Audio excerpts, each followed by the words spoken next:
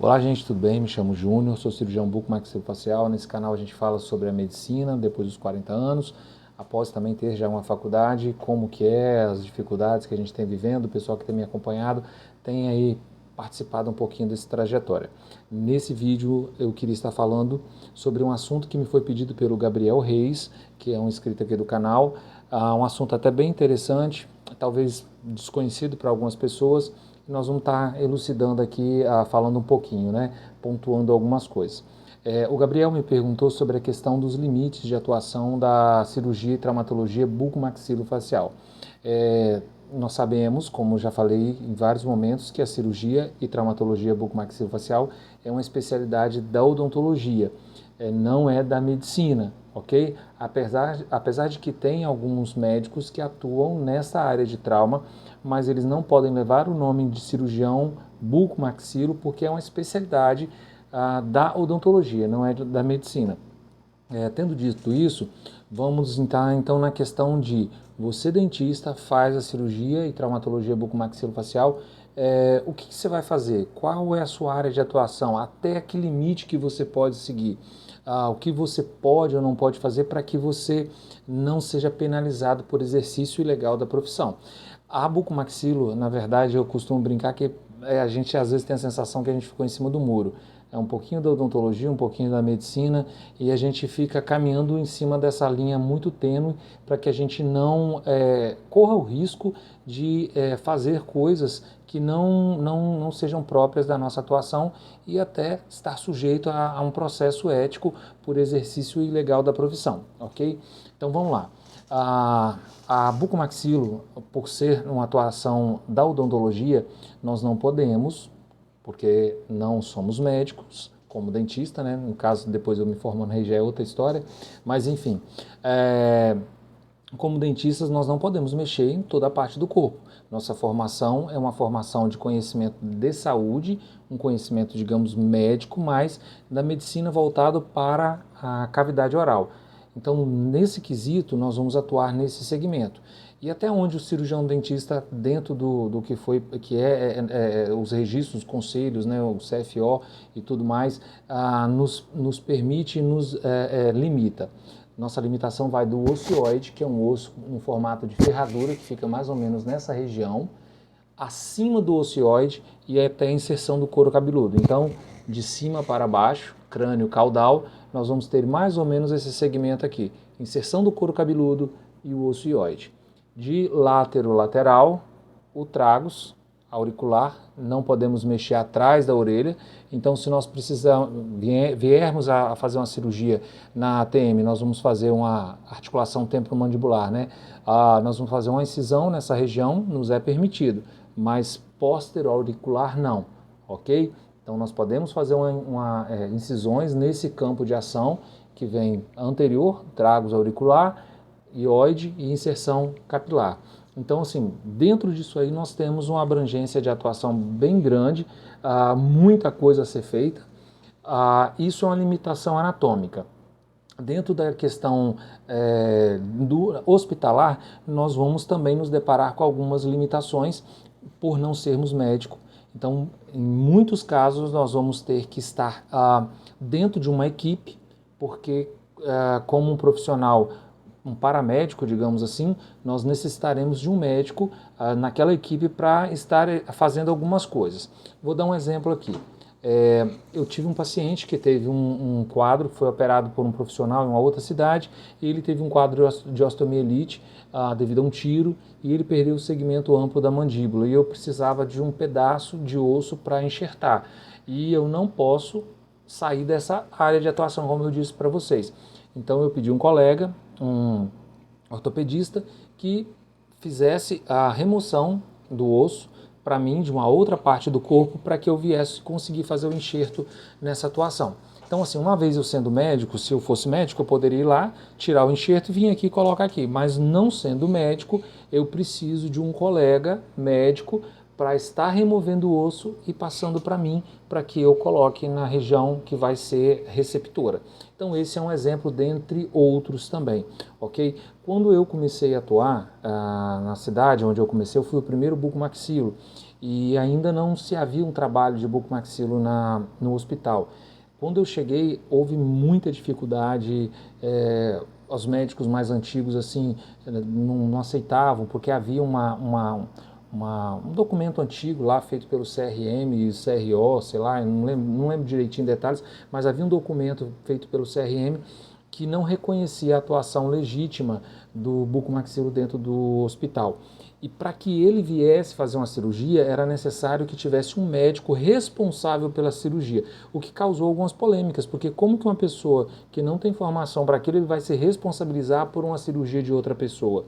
E aí depois, mais à frente, não me lembro o ano certinho, mas acho que foi na década de 90, o CFO com o CFM assinaram um documento reconhecendo a área de atuação da bucomaxilo e sem essa necessidade de um médico responsável pela cirurgia do bucomaxilo. E só que quando eu cheguei no hospital, eles tinham em mente só essa normativa antiga. E eu tive que levar no hospital, levar no centro cirúrgico para que eles lessem e tal. Só que uma coisa que é interessante é o seguinte, a, quando você tem competência em fazer alguma coisa, você conquista o seu espaço. Então, assim, eles tinham muito medo, eu como um dentista, né, não médico, entrar no centro cirúrgico e fazer caca. Mas o tempo foi passando, eles foram vendo a minha forma de operar, foram vendo a minha capacidade em estar operando e eu fui conquistando o espaço ali dentro do ambiente hospitalar. Então, assim, isso é algo que você conquista, não é imposto, ainda que a lei nos determina. Mas se você é um profissional que tem capacidade de fazer, o tempo vai mostrar isso e você vai conseguir. Porém, existe a questão das limitações. E por causa disso, por eu querer ir um pouco além, é que eu decidi fazer medicina.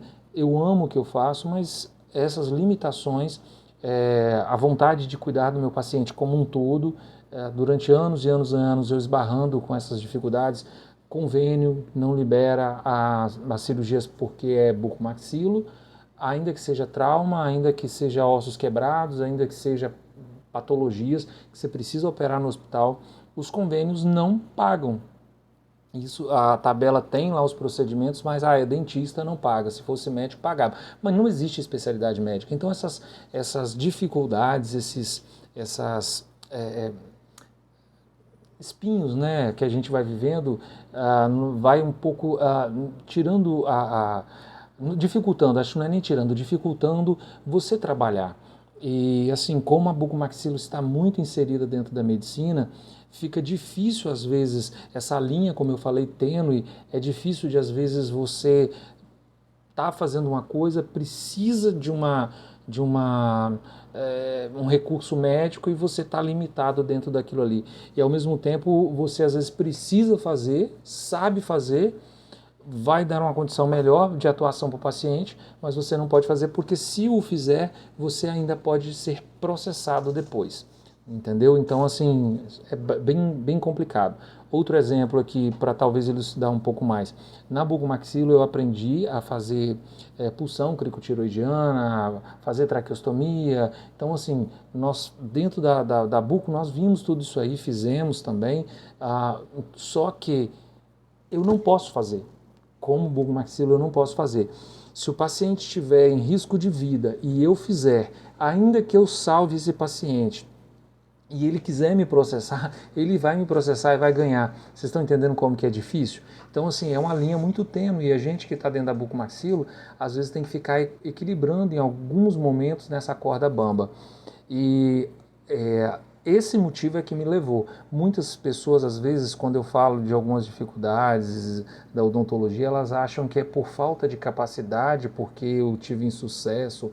Não é isso. A questão é que você quer ir mais além, você quer ter mais competência e esses limites, sabe? Sempre você vai fazer um curso, aí eu ia fazer um curso um e outro, porque isso aqui é para médico, porque isso aqui a gente não pode fazer porque é estético, é não sei o quê. Então, por exemplo, eu faço incisão em pálpebra para o trauma, o que é até mais complicado, mas eu não posso fazer uma pequena correção até que seja estética, porque não, não se entende que isso é competência da bucomaxilo. Então, assim, nariz, a gente mexe nariz, corrige algumas coisas, faz fratura, faz tudo, mas se eu fizer alguma correçãozinha no nariz, eu posso ser processado porque entende-se como não sendo uma área de atuação da medicina e é estético e não é trauma e etc e tal. Então seria isso. Espero que eu tenha esclarecido algumas coisas, tá?